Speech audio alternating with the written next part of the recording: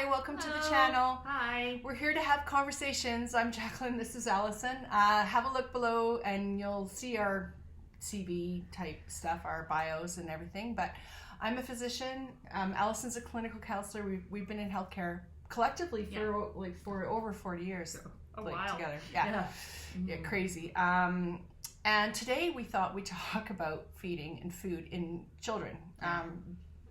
Not nutrition more, but the reason I'm saying this is I had, my daughter, was it my daughter or my son?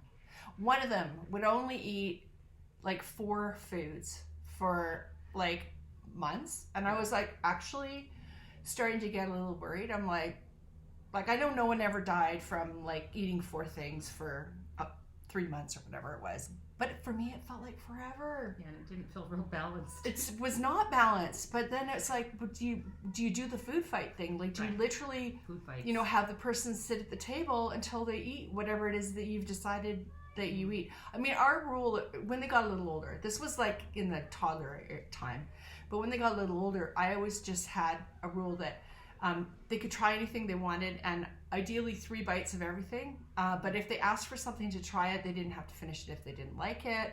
But we always tried to do 3 bites of everything in the foods they enjoyed, so that they always had at least some of everything. So that was their thing, 3 bites of everything. Yeah.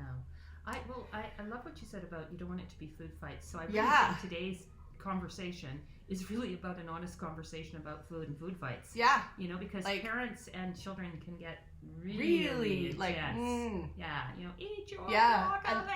And there's this thing that they, especially in the toddler years, body autonomy starts to become important because they start to realize themselves as being separate from you instead of part of you. Yeah. They start to realize, oh, I'm a different person and this person's here. And so they do a lot of struggling, a lot of no happens. Yeah. That kind of stuff, which is developmentally okay. Yeah. But it is worrisome when the kid just full on won't eat anything but my kid was like corn chowder. It was weird. Corn chowder, peanut butter, toast. Not a predicted corn chowder. Right? He still does too. He still loves chicken corn chowder. And I'm like, sounds good. It's good. I mean, but it wasn't terribly balanced. No. It was terribly balanced. It's protein though, vegetable. So I, at that point, was a resident already doing my residency at the hospital, and I kind of stopped at one of the pediatricians in the hallway. We call them hallway consults, where you're just standing there yapping about a subject, and I'm like, okay, my kid won't eat anything but these 4 things. And she's like, no one ever died from that. Really, and offer things frequently, but don't turn it into a power struggle because no one's going to win that. Nobody is going to win that. No one. And that's the thing, and like Jackie was saying, children need their autonomy, and what they put in their body is something they should be directly involved with control and in control of. Yeah. So it doesn't mean we're saying yay to defiance. It's that we're trying to talk about how you can engage them and doing that variety. Yeah. Now, one of the things I would say is, please, I mean, you're going to do what you're going to do. Yeah. But I would encourage you to be careful about too much catering to them. Yeah. Sometimes they can have a bite or 2, and if they don't like it, say la vie, then they can eat more of. That's the 3 bite thing. Yeah. And it's it's not like if the whole family is eating, I don't know what, a roast or something. Yeah. But you're making tortellini for just the one child. Yeah.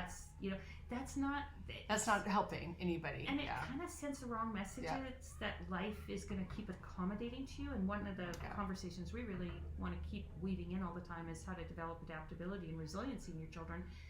They have to adapt. The world doesn't adapt to you. You adapt to the world. Yeah. So if you don't want to eat Granny's roast beef, that's okay. You have a little taste and you don't have to eat it, but it doesn't mean somebody's going to jump up and start, making your food to order. Exactly. And I had one kid that was a grazer. So so I would just leave snacks around, it was like feeding a chihuahua.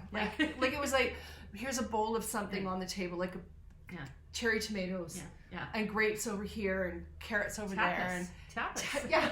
Right? So we sit down, have our dinner thing, all talk, blah. And then they didn't eat much. I'd be like, okay, so then I'd throw some self-serve stuff around, but I didn't particularly like make the kids whatever they wanted, No. So the thing is, if they didn't have much dinner, there was always a snack around. There was always a healthy something, a healthy choice. So no one starved. But honestly, I thought I was going to die when my kids stopped. Like, Well, Jackie, I want your corn chowder recipe.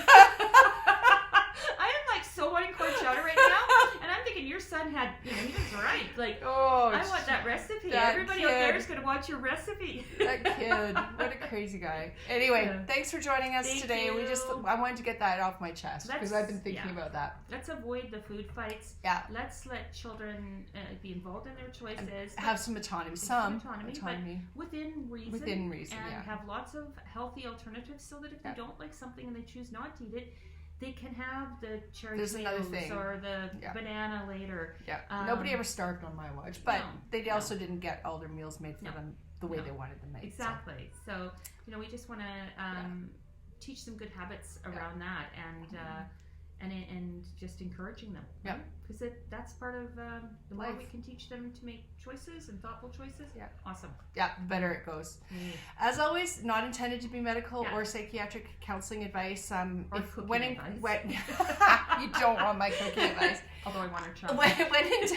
When in doubt, check with your physician or counselor. And if you would like to contribute to the conversation, or somebody else has a good chicken or corn chowder recipe, you can put it in the discussion down below.